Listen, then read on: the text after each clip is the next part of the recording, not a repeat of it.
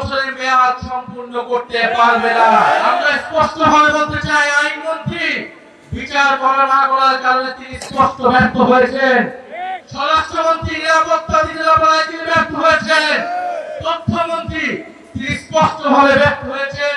আওয়ামী লীগের সুশীল সমাজকে তিনি মিডিয়া স্পেস দিচ্ছেন।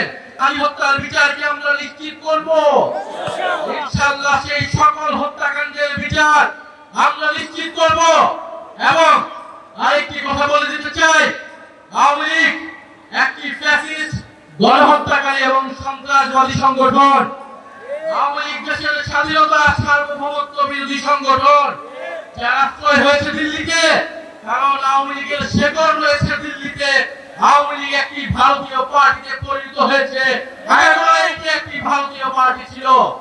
আওয়ামী লীগের দেশে আসার, আওয়ামী লীগের রাজনীতি করার সুযোগ বাংলাদেশে 5ই আগস্টে সমাপ্ত হয়েছে।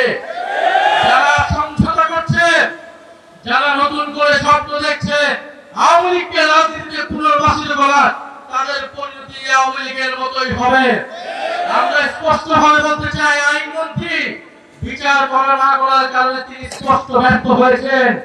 স্বরাষ্ট্রমন্ত্রী নিরাপত্তা দিতে না পারায় তিনি ব্যর্থ হয়েছেন। তথ্যমন্ত্রী তিনি স্পষ্টভাবে ব্যর্থ হয়েছেন।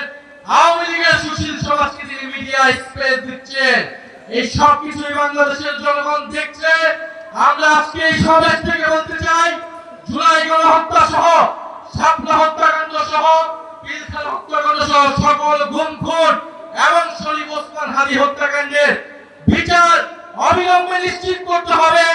বিচার যদি নিশ্চিত না করা হয়, এই সরকার কোনোভাবেই 5 বছরের মেয়াদ সম্পূর্ণ করতে পারবে না।